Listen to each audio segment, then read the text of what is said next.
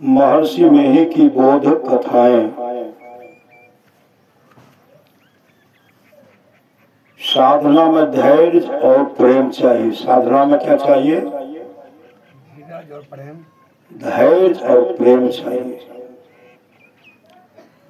एक लघु कथा है।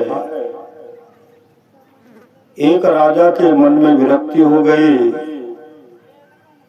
वे एक इमली गाछ के नीचे बैठकर तप करने लगे। एक दूसरा आदमी था जो अपने परिवार से झगड़ा करके घर से निकल भागा और राजा के नकल में एक अरण्य पेड़ के नीचे बैठकर तप करने लगा।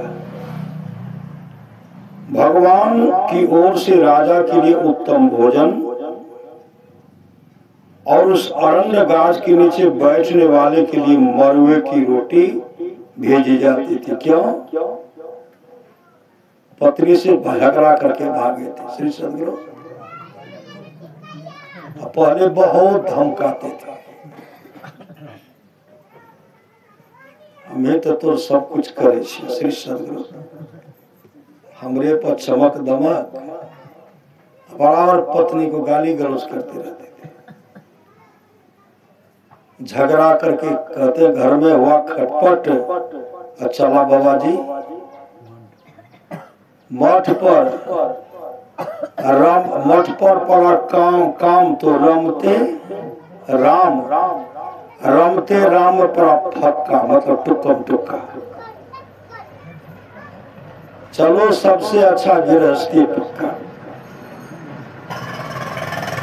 गुरुदेव की वाणी है, जो परिवार के साथ रह करके भक्ति करता है वह सौभाग्य मर्द सौभाग्य।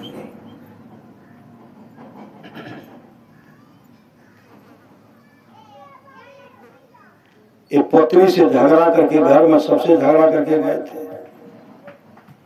भगवान की ओर से राजा के लिए उत्तम भोजन और उस अरण्य गाछ के नीचे बैठने वाले के लिए मरुए की रोटी भेज जाती थी। संयोग से एक दिन नारद मुनि से होकर जा रहे थे। राजा ने नारद जी से पूछा, आप कहाँ जा रहे हैं? नारद जी ने कहा, मैं विष्णु लोक जा रहा हूँ।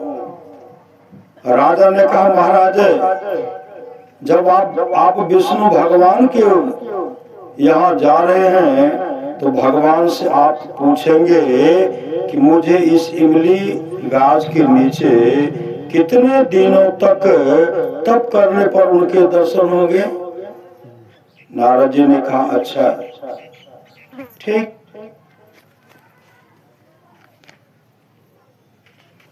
अच्छा ठीक ठीक है मैं पूछ लूंगा।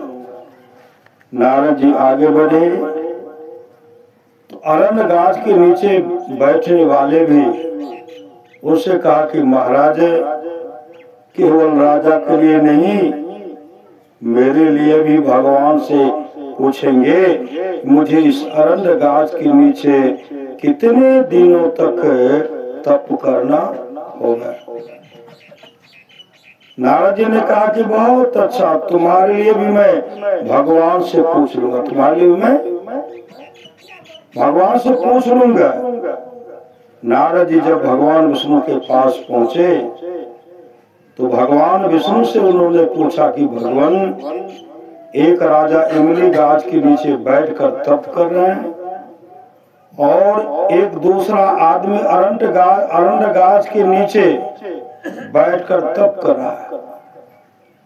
दोनों ने पूछा कि उन लोगों को भगवान के दर्शन के लिए कितने दिनों तक तप करना होगा।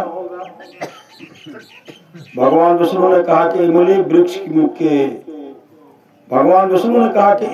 वृक्ष में जितने पत्ते हैं उतने वर्षों तक राजा को तप करने के बाद मेरे दर्शन होंगे। अब इमली का वृक्ष विशाल था, अब पत्ता कितना होगा? उतने वर्षों तक जब वो तप करेंगे ना तब मैं उनको अपना दर्शन देंगे, तब मेरा दर्शन होगा।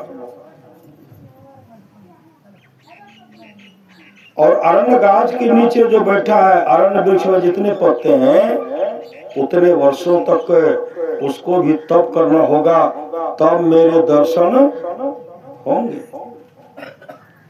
नारद जी जब भगवान विष्णु के यहाँ से वापस लौटे तो पहले अरण्य वृक्ष वाले से भेंट हुई। नारद जी ने उसे कहा कि इस अरण्य वृक्ष में जितने पत्ते हैं उतने वर्षों तक तुमको यहाँ तप करना होगा, तुमको यहाँ तप करना होगा।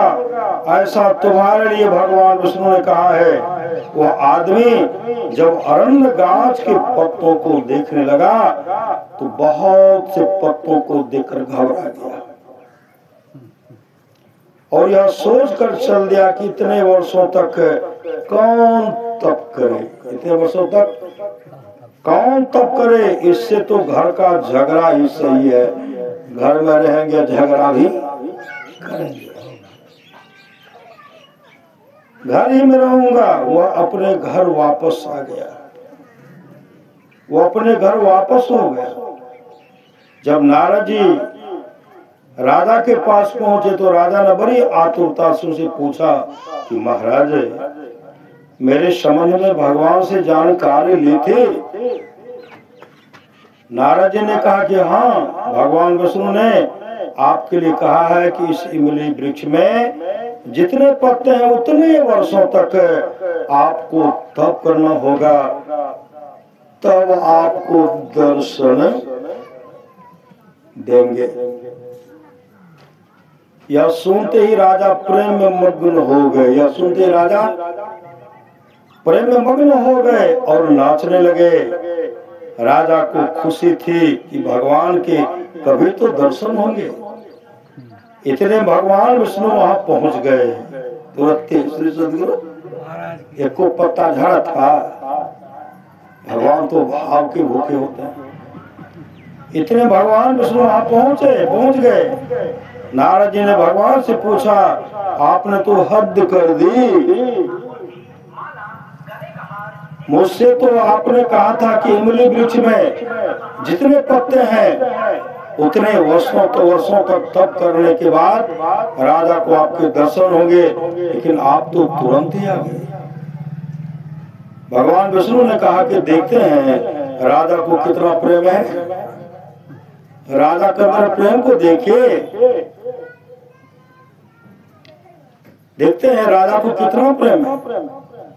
इनके प्रेम के वशीभूत होकर भी मैं अभी तुरंत यहाँ चला आया। जिसमें आपको इन्होंने मुझसे पूछने के लिए कहा था उस समय ऐसा प्रेम इनमें नहीं था। हम लोगों को खुश होना चाहिए कि जैसे इमली वाले का काम खत्म हुआ उसी तरह हम लोगों का भी काम खत्म होगा। गुरु महाराज की दया से हम लोग भी जन्म मरण के चक्र से जल्दी छूट जाएंगे। शांति संदेश अप्रैल अंक सन 1996 से श्री सदगुरु महाराज की जय। बंदो गुरुपद कंज कृपा सिंधु नररूप हरि महामोह तुम पुंज जासु बचन रवि कर्म कराओ। धन धन सतगुरु सुखदाओ महिमा कहीं न जाए। जो कुछ कहो तुम्हारी कृपा मौत कुछ न बसाए। अव्यक्त रूप में प्रातः स्मरणीय अनंत श्री विभूषित परम पूज्यपाद सदगुरु महाराज के चरणों में कोटि कोटि नमन है। मंचासीन पूज्य बाबागण विशिष्ट गुरुजन उपस्थित सत्संग प्रेमी महानुभावों, माताओं एवं बहनों, सभी के अंदर में बैठे हुए परमात्मा को कोटि कोटि नमन।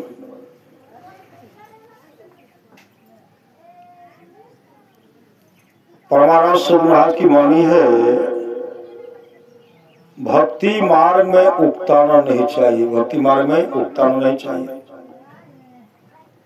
जो भक्ति मार्ग पर चलता है कभी न कभी रास्ते का अंत अवश्य पाता है, कभी न कभी रास्ते का अंत अवश्य पाता है। लेकिन भगवान भाव के भूखे होते हैं। सच्ची घटना है, एक राजा के पास देवर्षि नारद आए, बराबर आते थे। देवर्षि नारद भगवान के बारे में चर्चा करते हैं तो राजा साहब कहते हैं, देवर्षि जी मुझे भगवान विष्णु का दर्शन करा दीजिए, भगवान विष्णु का दर्शन करा दीजिए। देवर्षि नारद कहते ठीक है, भगवान विष्णु से कहेंगे। एक भक्त है जो आपका दर्शन चाहते हैं। देवर्षि नारद कहते भगवान एक राजा है, आपका दर्शन बराबर चाहते, आप एक बार उनको दर्शन दे दीजिए।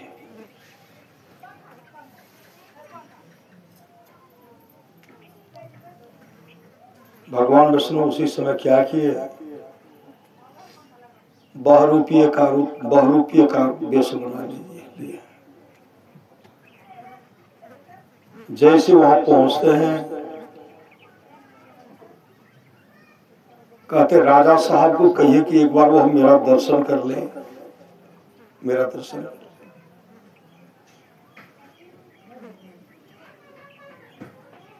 वो मेरा दर्शन कर ले मतलब भगवान का दर्शन कर ले।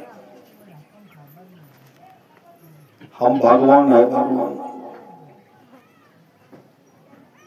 राजा साहब से कहते हैं महाराज एक भिखारी आए हैं, साधु के रूप में है, बराबर बहुरूपीय का रूप धारण करते हैं।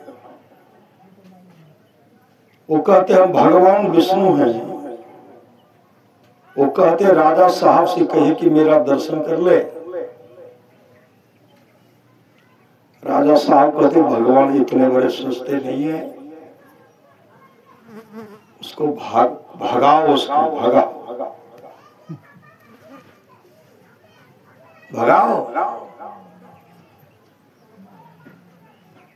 जैसे भगाने के लिए गए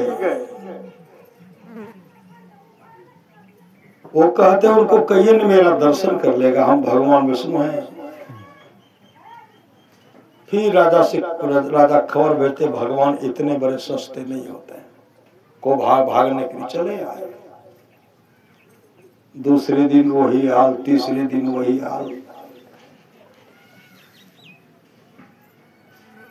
सब दिन कहा कि उनको भगाओ, भगा दिया। फिर देवर्षि नारद आते हैं। देवर्षि नारद राजा से कहते हैं भगवान का दर्शन हुआ? कहा भगवान कहाँ आए?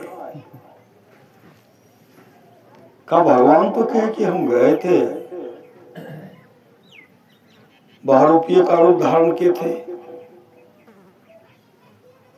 असली रूप में भी गए, लेकिन वो आए कहाँ? हमको तो वहां से भगाइए दिए श्री सदगुरु। देवर्षि नारद जैसे सब बात बताए ना, भगवान विष्णु आए थे, आप दर्शन नहीं किए। कहा भगवान कहाँ आए थे? वो तो बहुरूपीय आए थे। फिर से उनको भेजिए, इस बार हम दर्शन कर लेंगे। फिर भगवान आए, बहुत इंतजार किए, लेकिन भगवान को भगाया गया। भगवान को भगाया गया, लेकिन वह कंजूस राजा राज महल से नहीं निकला। फिर देवर्षि नारद राजा के पास आते हैं, और कहते भगवान का दर्शन कहाँ हुआ, वो तो रूप बदल बदल कर गाते हैं।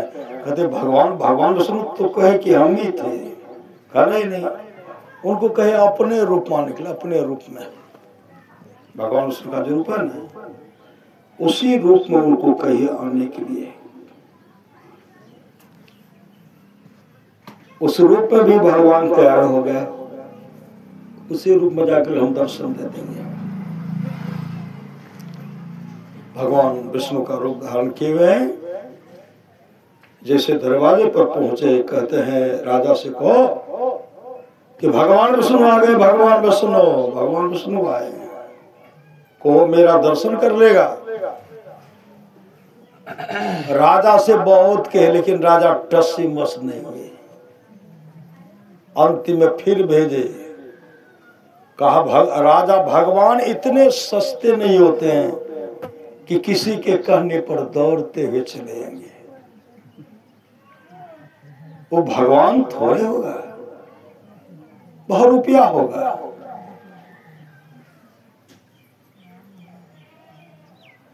और अंतिम बार आए थे, बहुत आग्रह किए मेरा दर्शन कर ले, उनको कहिए मेरा दर्शन करने के लिए। जब भी जाते थे कहते भगवान इतने सस्ते नहीं है, डंडा मारो भगाओ इसको। श्री सदगुरु महाराज की जय। भगवान को डंडा मारे, भगवान का पिटाई कर दे, भगवान को पीटे हुए, और पीटते हुए कहते फिर कभी मत आना। श्री सदगुरु 12 रुपये ठगने के लिए आए हो, कभी मत आना। भगवान गए, देवर्षि नारद कहते भगवान गए थे, का पहले तो धक्का में मुक्का चलता था। श्री सदगुरु इस बात तो डंडा से मारा है, मेरे पेट को देखिए देवर्षि, मेरे पेट को देखिए। भगवान को डंडा से मारे 2 फांक हो गया था। श्री सदगुरु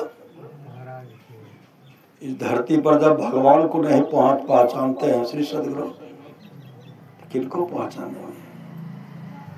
भगवान को भी मार खाना पड़ा, अब भगवान को भी भगाएगा। श्री सदगुरु महाराज की जय। लेकिन भगवान श्रद्धा प्रेम, भगवान महर्षि राम जब सत्संग करते थे ना, तो भंडारा भी देते थे। श्री सदगुरु एक बार भंडारा का आयोजन रखे, तो सब कहते हैं सेवक सब भगवान जब आते, भगवान तो आते हैं कहते भिखारी के रूप में, कोई न कोई रूप में आते हैं। एक काम कीजिए ना, भगवान को अपने रूप में बुलाइए ना।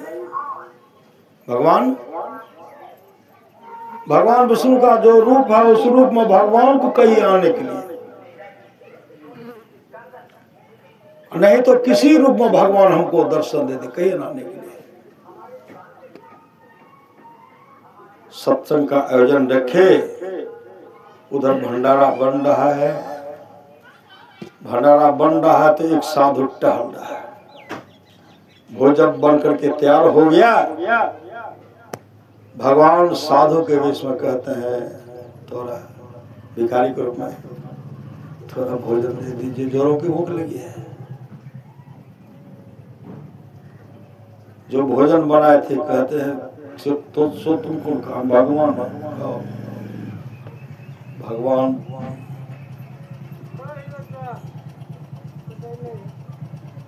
भगवान इतने सस्ते नहीं होते कि भगवान नहीं, भगवान आते भगवान। श्री सदगुरु काजोरों की भूख लगी है, काजोरों की भूख लगी है तो भगवान को चढ़ाएंगे तब ना। का मैं ही तो भगवान हूँ, मुझे खिला दीजिए।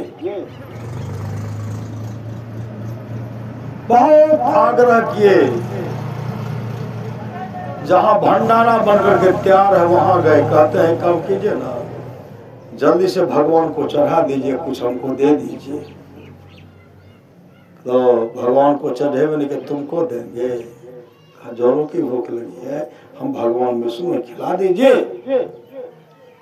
सब कहते ऐसे ही नहीं मानेगा, ऐसे ही ऐसे यह नहीं मानेगा जिसका पिटाई करो। जब पीटना शुरू किए कि पीठ दो फांक हो गया। श्री सदगुरु दो फांक फूटा हो, पीठ फूटा हुआ, पीठ फूटा हुआ।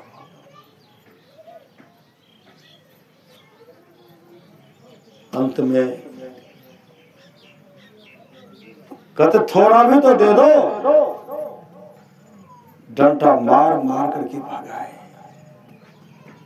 भगवान महर्षि रमन टीले पर बैठ करके, टीले पर बालू का एक ढेर था, बालू के ढेर पर बैठे हुए हैं और देख रहे हैं।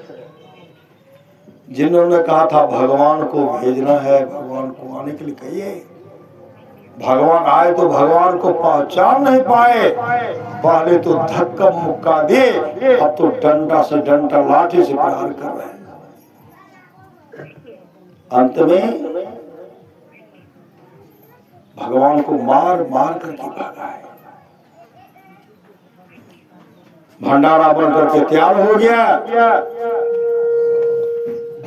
गए चरवा चराने के लिए। वहां चरवा चरा रहे, साक्षात भगवान विष्णु आए। मार खा करके जाना पड़ेगा, श्री सदन जाना पड़ा। चरवा जब चराए, सेवक सब कहते हैं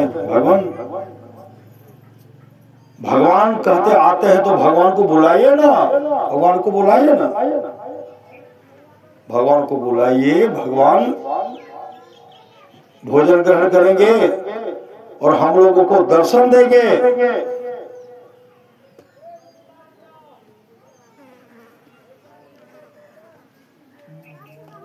भगवान महर्षि रमन कहते भगवान तो आए,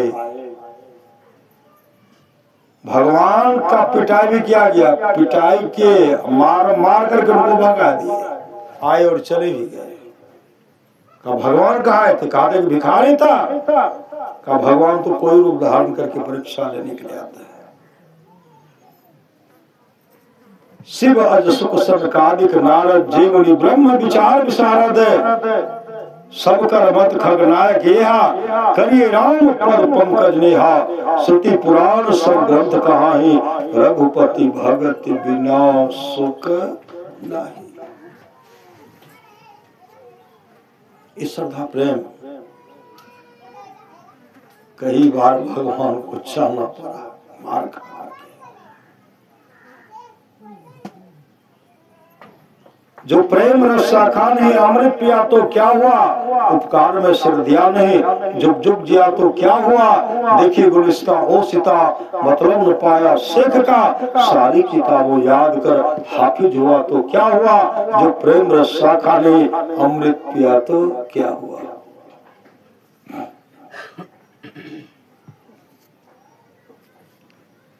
एकनाथ जी महाराज पहुंचे भी संत सदगुरु थे, पहुंचे भी संत सदगुरु। वो जब सत्संग कराते थे ना, उनके सत्संग में भक्त सब आते थे, सत्संग सुनते थे, श्रद्धा से सत्संग सुनाते थे। लेकिन इनके दियाद बाद बहुत कष्ट होता था। नीच जाति का लोग के बीच में जाकर के सत्संग करते हैं, उनको खिलाते हैं। सत्संग नीच जाति के बीच में कई बार इस तरह का प्रश्न वहां चला गया। महापुरुष की वाणी जाति न पूछो साधकी पूछ लीजिए ज्ञान, बहुत तक भौंदू बह गए राखे जीव अभिमान। बहुत बह गए, मन में अहंकार रख करके आवागमन के चक्र में गोता लगा रहे हैं, दुख भोग रहे हैं।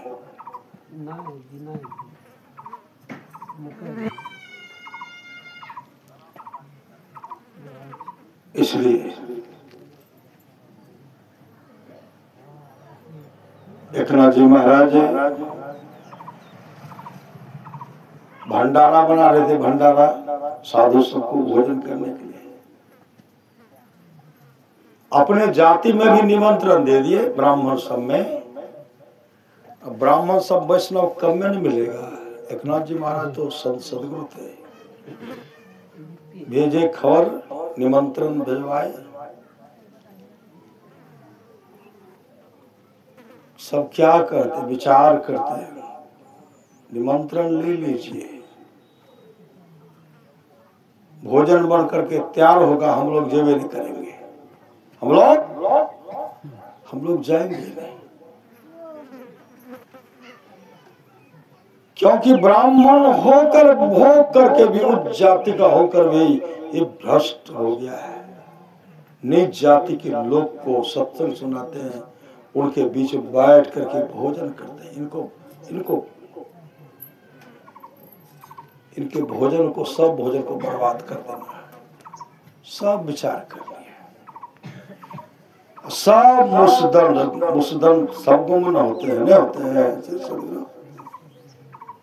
भुट्टो काटे वाला श्री सदगुरु, खेसारी नोचे वाला, बहुत गोम, सब गोमी हनी हन मिले श्री सदगुरु। भुट्टा खिलेबे दूध हिते नहीं, खेसारी नोच के मटर खिलेबे तो दूध हिते। राजा विक्रमादित्य थोड़ा भी दान एक साधु को दान दिए थे ना, अगले जन्म में वो राजा बन गए। इस जन्म में एक किसान का 12 भुट्टा खा गया। ज्योतिषी के पास गए, ज्योतिषी से कहते हैं, महाराज मेरा घोड़ा किसान का भुट्टा खा गया, 12 भुट्टा, इसका क्या फल होगा? ज्योतिषी ने कहा, आपको उस किसान की 12 वर्ष नौकरी करना पड़ेगा। 12 वर्ष नौकरी किए, खेत का रखवाली करते थे, मकई भीतरे से काट लगे भुट्टा ने। बहुत आदमी को देखते हैं, भैंस चल रहा, तोड़ रहे हैं, मोची को तोड़ कर भैंस के मुंह में दे रहे हैं। 1 वर्ष, एक भुट्टा में 1 वर्ष नौकरी करना पड़ेगा। अपने अपने करने, अपने अपने साथ है, अपने अपने साथ करे जो आगे आवे। बाप के करने बाप, पूत है पावे, जोरू के करने जोरू, खसम खसम को फलता। अपने ही करने से जीव भर जल पार उतरता। नेकी बदी है संग और न संगी कोई, देखो बुझ विचार संगे जइए दोई। पलटू करनी और के नहीं, और के माथ, अपने अपने करने, अपने अपने साथ।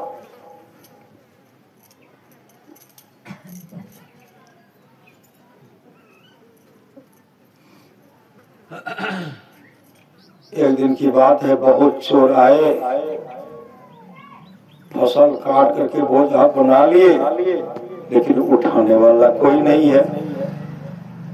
एक दूसरे को कोई उठाने वाले ने, हम उठाएंगे तो बड़का यही उठा लेके चला जाएगा, मेरा कौन उठाएगा, इसलिए उठा ले रहे थे। राजा विक्रमादित्य सिपाही के रूप में आर पर घूम करके पहरा कर रहे थे। उतना का इतना, इतना का कितना, उतना का इतना, इतना का उतना का इतना, इतना का कितना।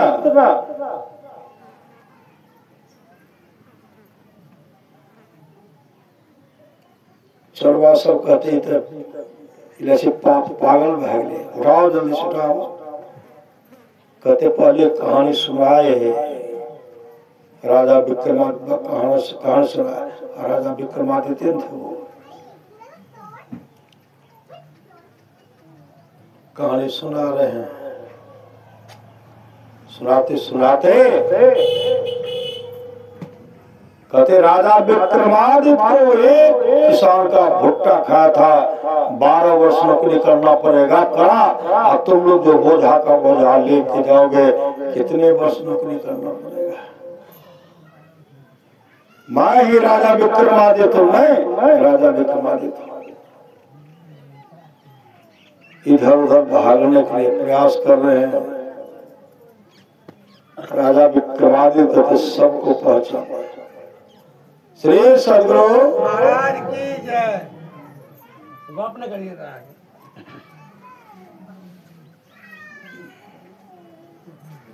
श्री सदगुरु महाराज की जय। पड़ोसी यार कोई न उठा, बगल पकड़ के रखना। श्री सदगुरु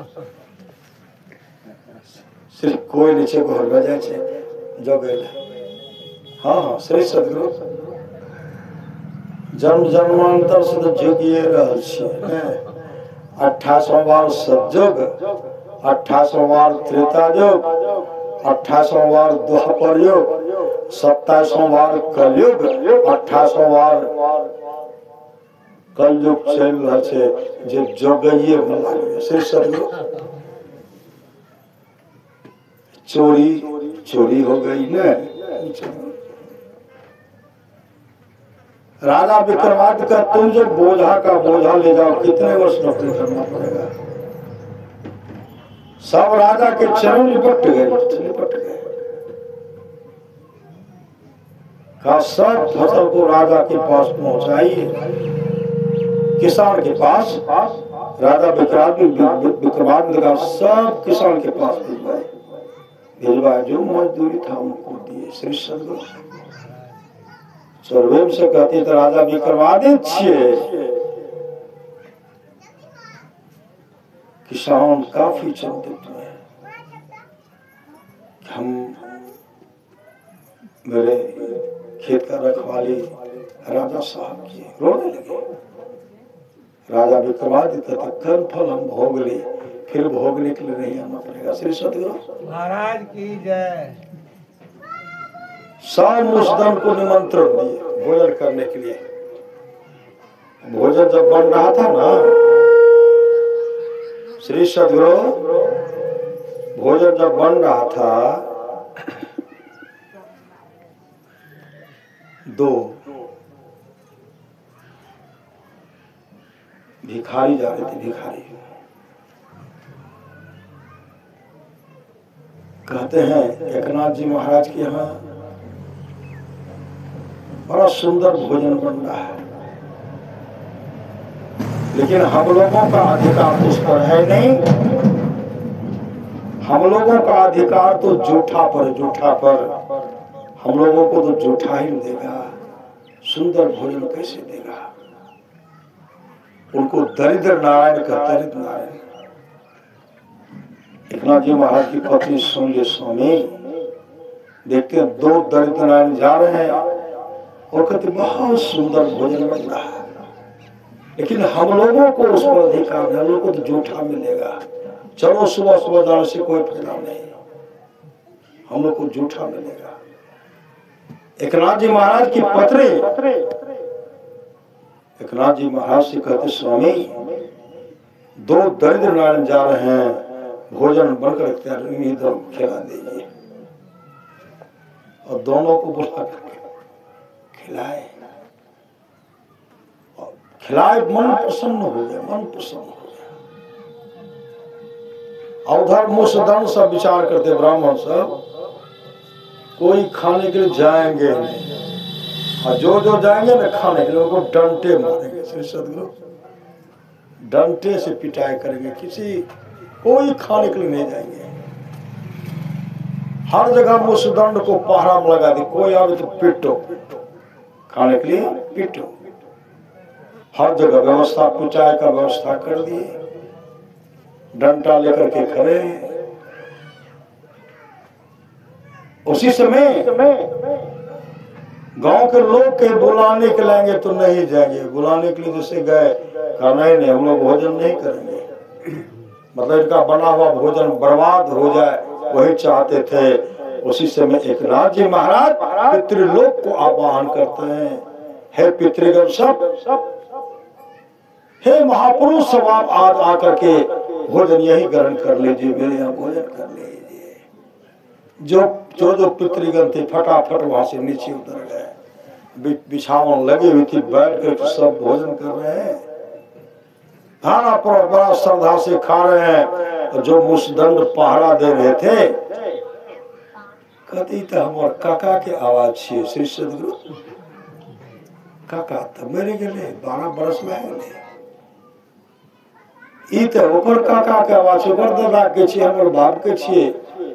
दादा तो पहले मर गई, आवाज कत से आवे छे।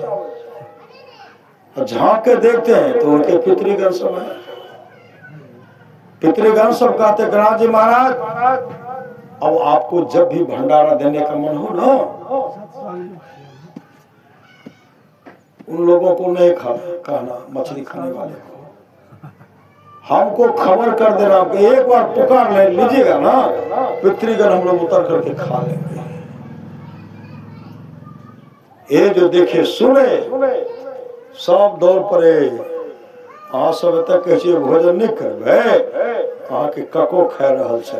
आ काका पहले मर गए थे श्री सदगुरु, वो सब पितृगण हो गए थे, पितरलोक से चले थे। एकरो तो दादा छे, ओकरो दादा छे, को नाना छे, ई छे, ऊ छे, सब जैसे दौड़ करके आए। सब देख रहे हैं कि विमान पर उड़ करके चले जा रहे हैं। हाथ जोड़ लिए। एकनाथ जी महाराज के पास गिरनाथ महाराज से कहते महाराज हम लोग आपके यहाँ भोजन करेंगे, भोजन बनाइए। एकनाथ जी महाराज कहते भोजन तो बन गया, भोजन तो सट भी गया। श्री सदगुरु महाराज की कहा नहीं आप भोजन बनाइए, हम लोग खाएंगे और सदा के लिए आपके साथ हो जाकर हम लोग बराबर आते रहेंगे, सत्संग सुनते रहेंगे, तब भोजन बनाए तब खाए। श्री सदगुरु ये सदा प्रेम है, प्रेम।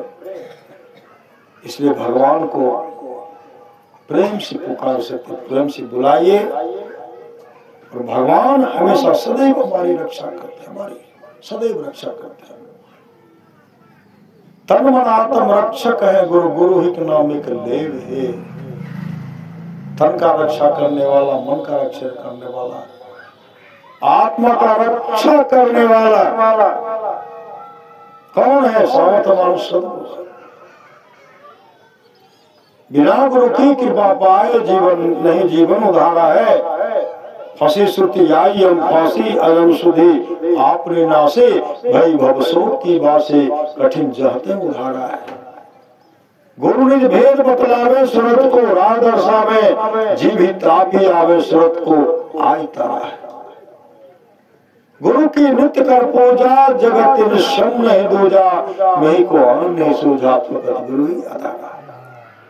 इसलिए श्रद्धा प्रेम से ईश्वर भजन करते रहिए। एक न एक दिन हम लोगों का काम बनेगा और हमारी रक्षा संत सदगुरु करते हैं, परमात्मा करते हैं। सत्य में ध्यान देते रहिए, कर संलग्नता के साथ कीजिए, ये लोक परलोक दोनों मंगलमय होगा।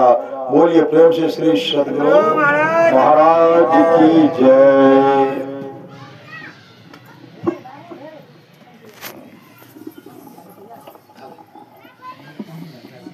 नहीं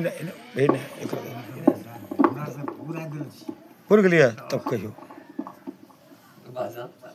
हाँ ढोरो को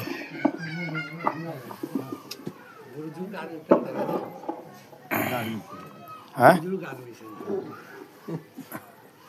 श्री सदगुरु महाराज की जय। श्री सदगुरु